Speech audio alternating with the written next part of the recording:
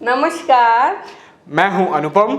मैं अमिता रघुवंशी गड्डीबाज में आपका स्वागत करते हैं। तो मैंने और मम्मी ने साथ में लद्दाख के 3 टूर्स किए हैं। आप में से जो लोग हमारे वीडियोस रेगुलरली वॉच करते हैं, आपने हमारे 2021 और 22 के टूर देखे हैं। तो बहुत सारे लोगों के हमारे वीडियो पे कमेंट्स आए हैं कि लद्दाख टूर की प्लानिंग आपने कैसे की है, ये भी बताइए और साथ में हेल्थ टिप्स कुछ दीजिए, क्योंकि मम्मी ने 70 साल की एज में 3 बार लद्दाख का टूर कर लिया है। खारदुंगला पास, उमिंगला पास, सारे हाई ऑल्टीट्यूड पास क्रॉस कर लिए हैं। तो इसीलिए ये वीडियो हमने स्पेसिफिकली बनाया है आपको ये बताने के लिए कि लद्दाख के टूर के दौरान आपको कैसे अपने आप को हेल्दी रखना है। वैसे तो पिछले वीडियो में अनुपम ने सब कुछ बता दिया है कि कैसे प्लानिंग करें, कहाँ कहाँ जाएं, किस रूट पे जाएं, किस रूट पे प्रॉब्लम होती है, ये सब कुछ बता दिया है। अब इस वीडियो में हम आपको ये बताएंगे कि लद्दाख में हाई एल्टीट्यूड, ऑक्सीजन की कमी, बहुत ठंड, इसको कैसे मैनेज किया जाए। लद्दाख का टेरेन बहुत मुश्किल होता है। ज़्यादातर लोगों को वहाँ पहुँचते साथ ही AMS, एक्यूट माउंटेन सिकनेस, ये प्रॉब्लम आती है। तो इससे कैसे हम लोगों ने डील किया, इस बारे में हम पूरी चीज़ें आपको इस वीडियो में बताएंगे। लेह लद्दाख टूर आप जिस दिन जाते हैं उस दिन से शुरू नहीं होता, वो उसके 1-2 महीने, मैं तो सोचती हूँ 2 महीने पहले से शुरू हो जाना चाहिए। कैसे शुरू हो जाना चाहिए? आपको सुबह सुबह रोज़ वॉक करना चाहिए। वॉक से आपकी बॉडी में एनर्जी आ जाएगी। ठंड है तो धूप में वॉक करें तो भी बहुत अच्छा है।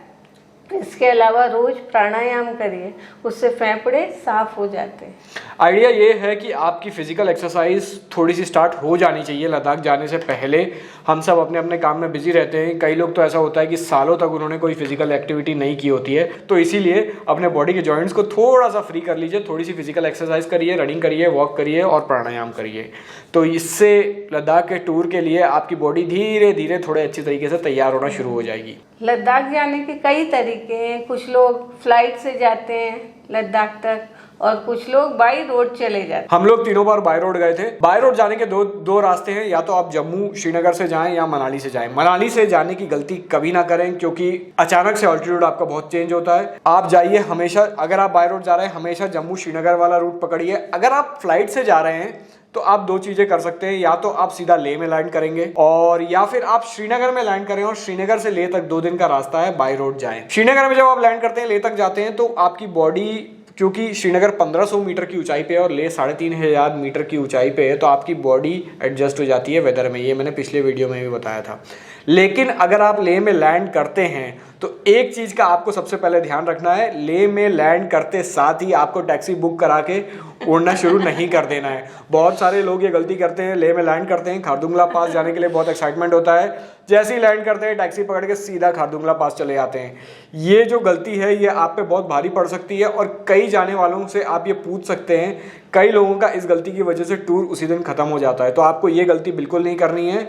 आपको सबसे पहले लेह में लैंड करना है। उसके बाद जिस दिन आप लैंड करें अपने होटल में जाइए, थोड़ा बहुत आसपास वॉक करिए, हल्का फुल्का खाना खाइए, ढेर सारा पानी पीजिए, क्योंकि उससे आप वहाँ के वेदर में ज़्यादा अच्छे से एडजस्ट हो पाएंगे। और पहले दिन कोई भी ट्रैवलिंग आपको नहीं करनी है, बाइक में या टैक्सी में बिल्कुल भी नहीं करनी है। पहले दिन अपना पूरा रेस्ट डे रखिए और फिर दूसरे दिन से अपना जो आपको जो घूमना है, जो एक्सप्लोर करना है वो स्टार्ट करिए। हाँ, अगर आप थोड़ा बहुत बाहर निकलना चाहते हैं तो पैदल ही मार्केट चले जाइए, इधर उधर वॉक कर लीजिए, वो आपको और भी अच्छा रहेगा। अब हम आते हैं गर्म कपड़ों। गर्म कपड़े तो आप सब लोग रख ही लेते हैं, लेकिन ये 4 चीज़ें जो मैं बता रही हूँ इनको लिख लीजिए और ज़रूर से रखिए।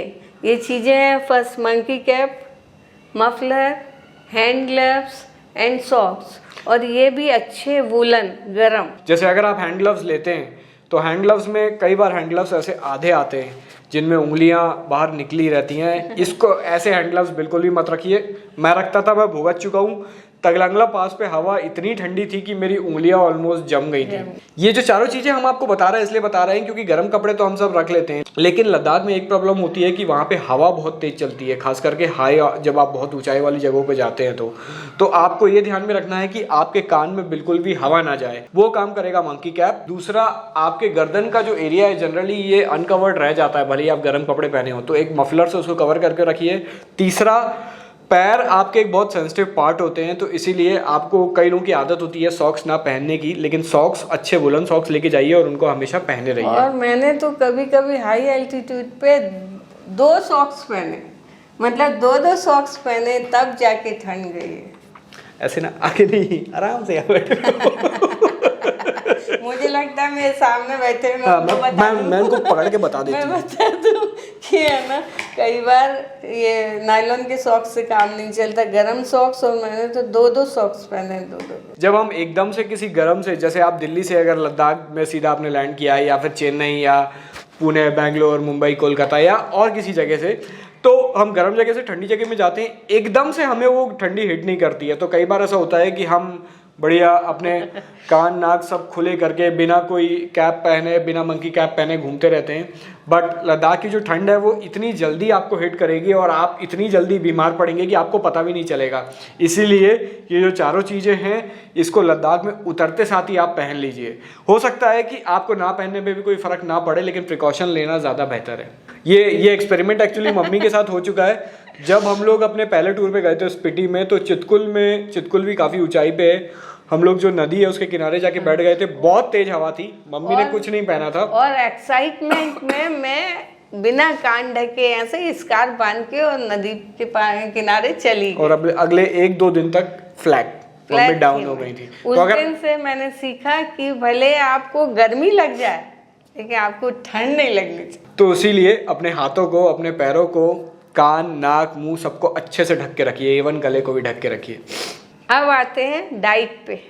अगर आपको लद्दाख की ट्रिप बड़ी सुकून से, बड़ी अच्छे से करनी है, तो सबसे पहले आपको खाने पे ध्यान देना पड़ेगा। लद्दाख में जैसे आपको पता है कि ऑक्सीजन लेवल काफ़ी कम होता है। जब हम कुछ खाते हैं और वो खाना हमारे पेट में जाता है, तो बॉडी को भी ज़रूरत होती है ऑक्सीजन को, उस खाना को पचाने के लिए। और चूंकि वहाँ ऑक्सीजन कम होती है, इसलिए जो हमारा डाइजेशन का प्रोसेस है जनरली लद्दाख में थोड़ा सा स्लो हो जाता है।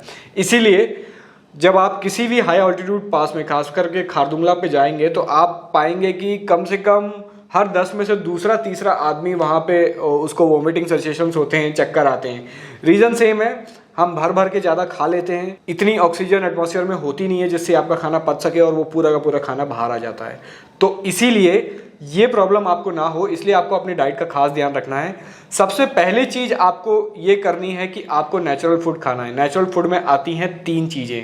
पहला आता है फ्रेश फ्रूट्स, दूसरा आता है वेजिटेबल्स, रॉ वेजिटेबल्स, सलाद, और तीसरा है ड्राई फ्रूट्स। सबसे पहले सुबह उठ के आप गर्म पानी में नींबू डाल के पी लें, दैट इज द बेस्ट। ये चीज ध्यान में रखिए कि सवेरे उठ के चाय मत पीजिए। आई नो कि ये सुनते साथ ही कई लोगों को बहुत प्रॉब्लम हो जाती है कि चाय कैसे नहीं पिए। चाय पीजिए, लेकिन लेट पी लीजिए और कम पीजिए, क्योंकि चाय से आपका जो डाइजेशन प्रोसेस है वो थोड़ा सा ढीला हो जाता है। सवेरे उठ के गर्म पानी पीजिए या नींबू पानी पिए तो और अच्छा है।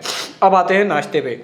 नाश्ते में फ्रूट्स और ड्राई फ्रूट्स, फ्रेश फ्रूट्स या ड्राई फ्रूट्स, आप कुछ भी चूज कर सकते हैं दोनों में से। हम सब लोग अलग अलग पैकेजेस बुक करके जाते हैं। पैकेजेस में जनरली कॉम्प्लीमेंट्री ब्रेकफास्ट भी एक चीज़ होती है, और जैसे ही आप उस रूम में घुसते हैं जहाँ पे बफे लगा रहता है, तो 6-7 डिशेज आपके सामने खुल जाती हैं। अगर यहाँ पे अगर आपने पेट भर के खा लिया, खास करके आलू पराठा, सादा पराठा, ये सबको बिल्कुल अवॉइड करिए।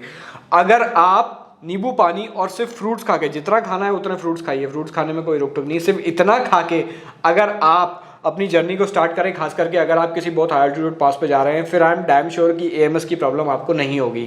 नाश्ता करना भी है तो थोड़ा सा कम क्वांटिटी में चखने के लिए कर लीजिए, लेकिन अगर आप 1, 2, 3, 4 आलू पराठे, पकौड़े, ये सारी चीज़ें खाते हैं, नॉन वेज वगैरह, तो फिर आपको आगे जाके AMS तो ये प्रॉब्लम होनी है। अब आते हैं लंच पे। लंच में भी सेम मेथड अपनाइए। शुरू में बहुत सारा सलाद, इतना थोड़ा बहुत नहीं, काफ़ी अच्छे से खा लीजिए कि आपको लगे पेट ही भर गया है। खीरा, टमाटर, गाजर, मूली, जो भी कच्चा मिले आप खा लीजिए, और उसके बाद थोड़ा सा रोटी और थोड़ी सी सब्जी, तो बहुत कम, और नहीं तो दाल खा लीजिए। ये पनीर और बहुत तेल छुकी हुई सब्जी ये मत खाइए। 2 चीज़ें मैं आपको बता सकता हूँ जो वहाँ पे अच्छी मिलती है। लद्दाख में राजमा बहुत मिलता है, और दाल जो वहाँ की मिलती है। ध्यान रखिए, हम लोग सेंट्रल इंडिया वाले, हमें अरहर दाल बहुत पसंद है। अरहर दाल वहाँ नहीं मिलती, उड़द की दाल मिलती है, मूंग, चना, ये सब दालें मिलती है। तो दाल या फिर राजमा से खा लीजिए 1 या 2 रोटी ज़्यादा से ज़्यादा। इसके अलावा पनीर और नॉन वेज और ये सारी तली बुली सब्जियां, इनसे दूर ही रहिए। जितना दूर रहेंगे उतना खुश रहेंगे। और रास्ते में फिर आपको भूख लग रही है तो आप फ्रूट्स खा लीजिए। कितने फ्रूट्स का अनलिमिटेड है, आप कितने भी खा लीजिए, उससे आपको कुछ नुकसान नहीं होगा। अगर आपको लद्दाख में फ्रूट्स चाहिए तो आपको प्रॉपर लेह में मिल जाएंगे। लेह में आपको फ्रेश फ्रूट्स भी मिलेंगे। वहाँ पे ग्रीन एप्पल बहुत मिलते हैं, हर तरह के फ्रूट्स मिल जाते हैं। बनाना, एप्पल, मौसमी, ऑरेंज, सब कुछ आपको मिलेगा। बट ग्रीन एप्पल वहाँ पे बहुत फेमस है, तो आप चाहें तो ले से ही अच्छे से स्टॉक करके रख लीजिए, क्योंकि बाकी जगहों पे ये मिलेंगे तो इसकी कोई गारंटी नहीं है। अब आते हैं शाम के नाश्ते पे। शाम के नाश्ते में आप ड्राई फ्रूट खाइए, थोड़ा फ्रूट भी खा लीजिए, और चाय भी पीने का मन है तो इतनी उतनी पी लिए, ऐसे नहीं कि मग्गा भर भर के चाय पी रहे हैं, क्योंकि अपने को मिल्क प्रोडक्ट को भी अवॉइड करना है। मिल्क प्रोडक्ट, नॉनवेज, इसको अवॉइड करिए। एक बार घर पहुंच गए उसके बाद जी भर के खाइए। अब आते हैं रात के खाने पे। लद्दाख में 2 चीज़ों का ध्यान रखिए। सवेरे उठते साथ ही जो आप नाश्ता करते हैं और रात को सोने से पहले जो आप खाना खाते हैं, ये दोनों ही हैवी नहीं होना चाहिए। दोपहर का खाना आप थोड़ा सा हैवी कर सकते हैं, थोड़ा बहुत आपने अगर रोटी और सब्जी खा ली, लेकिन रात को तो ये स्ट्रिक्टली अवॉइड करना है। अगर आप नहीं करेंगे तो अगले दिन सवेरे उठ के आपको इसका नतीजा भुगतना पड़ सकता है। तो रात को खाने में सलाद खा लीजिए और थोड़ा बहुत ड्राई फ्रूट, थोड़ी बहुत एक आध रोटी अगर आप चाहें तो खा सकते हैं, 1 रोटी और दाल, बट कुछ भी हैवी आपको नहीं खाना है। तो ये तो हो गया आपकी लद्दाख की पूरी की पूरी डाइट। बाकी सारी चीजें जैसे गर्म कपड़े, एक्सरसाइज वगैरह, ये सब एक तरफ है। अगर आप अपने डाइट अच्छे से मैनेज कर लेते हैं और पूरा 100% अगर आप नेचुरल फूड पे ही रहते हैं, तो ये बिल्कुल डैम श्योर है कि फिर आपको AMS की प्रॉब्लम नहीं होने वाली है। एक बात और मैं कहना चाहती हूँ कि ये जो सब चीज़ें हम बता रहे हैं, ये अपने एक्सपीरियंस से बता रहे हैं, लेकिन आपको कोई मेडिकल प्रॉब्लम है, कुछ है, तो अपने डॉक्टर की सलाह जरूर। अगर आप मेडिकेशन पे हैं तो अपने डॉक्टर से कंसल्ट जरूर करें, सीधा इस डाइट पे ना आ जाए। अब आते हैं साइट सीइंग के तरीके पे। जब आप अपनी टैक्सी में या अपनी खुद की गाड़ी में ट्रैवल कर रहे हैं और एक जगह से दूसरी जगह लद्दाख में जा रहे हैं, तो आपको चीज़ों को कैसे हैंडल करना है।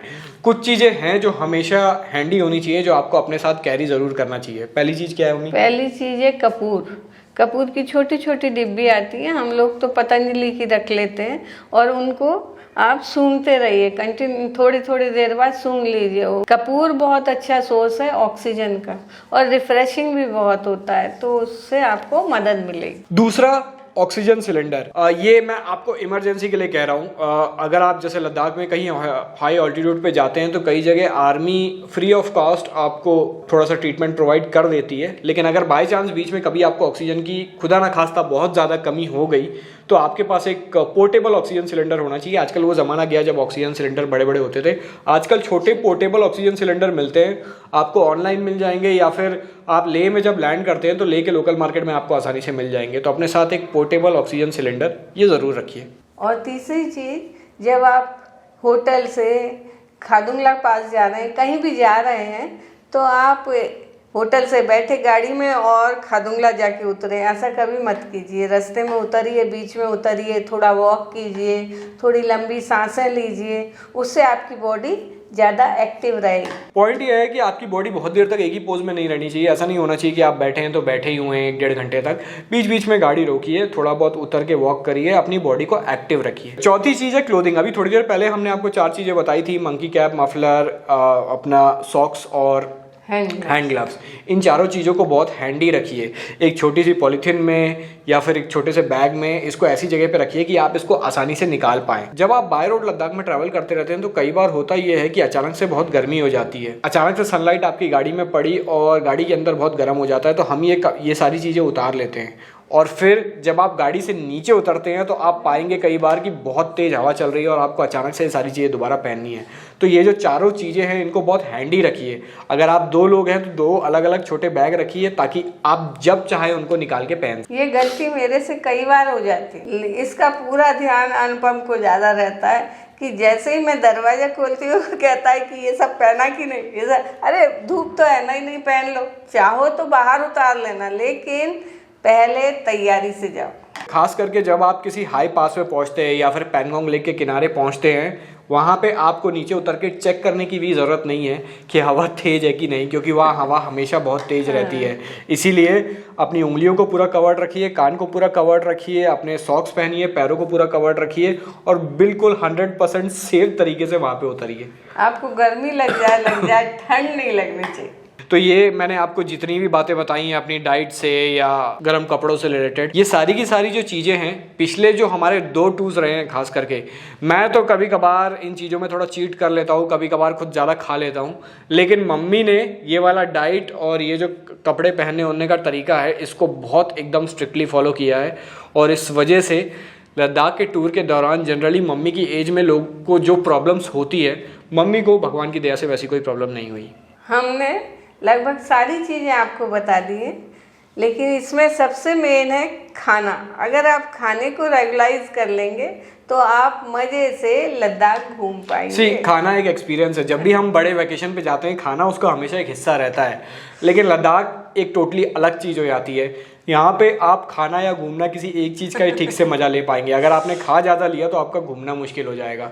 तो खाने के लिए घर पड़ा हुआ है, जैसे ही घर में आप लैंड करते हैं चिकन बिरयानी खाइए, चाय पीजिए, जो करना है करिए, लेकिन लद्दाख में इन सब चीज़ों को कंट्रोल में रखिए तो आपका टूर बहुत ज़्यादा अच्छा हो जाएगा। ये जो हमने सारे आपको तरीके बताए हैं, ये सारे रूल्स बताए हैं, इन्हीं को फॉलो करते हुए मैंने और मम्मी ने साथ में लद्दाख के 3 टूर्स किए हैं, 2018, 2021, 2022। 2021 और 22 के जो मैंने टूर किए हैं उसका लिंक मैं आपको ऊपर आई बटन में और नीचे डिस्क्रिप्शन में दोनों में दे रहा हूँ।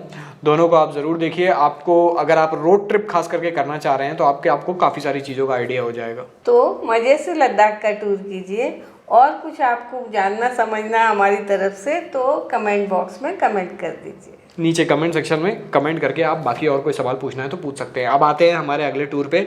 लास्ट टाइम मैं और मम्मी जब लाइव आए थे तो हमने बताया था कि हमारा टूर इस मंडे को स्टार्ट होने वाला है, बट इस मंडे को हो नहीं पाया।